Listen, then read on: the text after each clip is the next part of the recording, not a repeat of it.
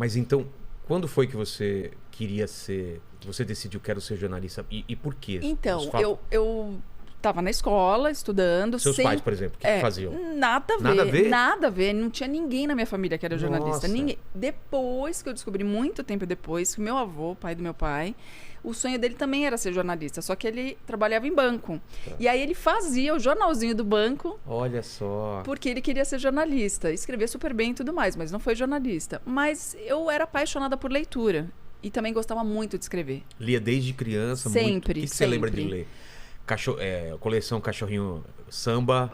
Vagalume, tudo. Os gibis da Turma da Mônica são super importantes. Isso é importante na formação da nossa geração, né? Isso você sabe, né? Então, assim, eu cresci lendo muito, sempre, de tudo um pouco. E aí teve um concurso de redação na minha escola. E aí eu ganhei esse concurso de redação. E aí, quando eu ganhei, a minha professora de literatura falou, olha, você vai ter que fazer alguma coisa ligada a isso, porque senão é um talento desperdiçado. E aí, conversando com ela, eu falei, acho que eu quero ser jornalista. Ela falou, vai. E aí foi... Mas você lembra sobre o que você escreveu nessa redação? Lembro, era sobre a situação do Brasil. Digamos que o texto não era muito diferente do que tá hoje. Dá para aproveitar e publicar hoje, de repente. Dá para publicar hoje, exatamente. Que legal. Porque era bem naquela fase... Mas você lia fase jornal já nessa da época? abertura, né? Da eleição para presidente. Depois disso, já na década de 90, né? Mas ali tendo realmente a eleição, era a época do Collor, aquela coisa toda. Então, a política estava efervescente como está hoje. E você lia jornal, né? assistia jornal na televisão? Sempre li muito jornal. Até hoje eu leio jornal. Mas no digital agora.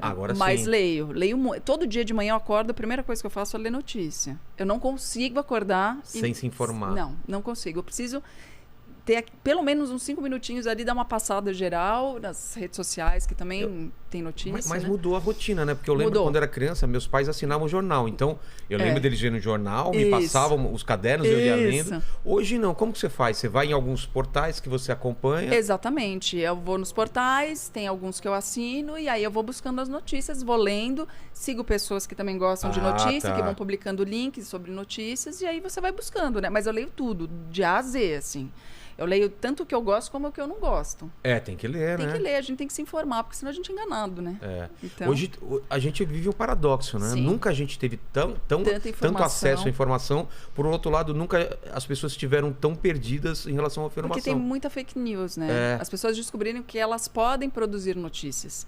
Hoje todo mundo quer ser jornalista, todo mundo acha que pode. É uma profissão que está completamente desvalorizada. Né? Então, e aí junta uma coisinha aqui, uma coisinha, ela cria uma narrativa e aquilo vira... E aí acha que aquilo é uma apuração, e aí não as pessoas né? vão compartilhando sem saber. Exatamente. Então, qual que é a perigoso. diferença do jornalismo? Que eu tento explicar para todo mundo. Assim, não é o grupo de WhatsApp que vai lá e joga qualquer informação e aí ficam debatendo em cima daquele tema que é mentiroso. Não tem checagem. O jornalismo é checagem, é você conversar com as pessoas, você apurar com profissionais que são daquela área do que você está falando. Isso toma tempo, custa dinheiro. Muito, custa dinheiro. Por isso que tem que ser valorizada a profissão. Mas hoje, infelizmente, não é. Mas a gente tem que lutar bravamente para que seja, porque precisa, é necessário. Quando você vai fazer uma cirurgia, você não quer um médico fazendo cirurgia? Um cara que leu sobre medicina, não? Não. Eu acho que você eu acho que o coração fica aqui. Pera, abre o livro aí. É aqui mesmo, não falei? Abri aqui e não acertei. Exato. Entendeu? Se a gente levasse a sério o jornalista tanto quanto... Eu acho incrível, tá? Que todo mundo tem acesso à informação e pode divulgar também informação com as redes sociais. Mas tem que ter esse cuidado, né? Hoje todo mundo acha que é fotógrafo, hoje todo mundo acha que pode... É modelo, ator, apresentador e tudo mais. Tudo bem, não tem problema. Eu sempre falo assim, como as pessoas surgem, não tem problema. São várias maneiras de você ficar famoso, várias maneiras de você surgir. Como é que você fica? Como é que você se estabelece? Qual é o caminho que você traça para ter credibilidade e para poder mostrar que veio, sabe? Então, esse caminho que é tortuoso. Exato. E vai ter alto e vai ter baixo e você vai seguindo. E às vezes precisa ter essa lombadinha para baixo. E nunca parar de estudar, nunca parar de se atualizar, né? Jamais. Eu voltei a estudar. É mesmo? 20 anos história, depois. Né, agora eu tô fazendo história. Eu fiz legal. jornalismo. E aí, durante a pandemia, eu falei, cara, eu preciso voltar a estudar, mas eu preciso ter contato com a academia, com as pessoas que estão lendo, com as pessoas que têm ideias novas, com gente mais jovem do que eu, com gente mais velha do que eu. Porque eu tava sentindo assim, sabe? Eu tô emburrecendo, porque era isso, era muita informação. Mas isso ruim, eu sinto também. sabe? Eu sinto às vezes que falo, eu não consigo acompanhar a velocidade das coisas. É muita coisa acontecendo, é muita gente falando, é muita briga, não sei o quê. E dá uma sensação realmente que é impossível você ter opiniões sobre as coisas, porque tá tudo muito complexo. Muito complexo. E assim, o que acontece hoje? Como as pessoas não estão conseguindo mais conversar sobre determinados assuntos, então elas botam na cesta do mimimi. Isso é mimimi.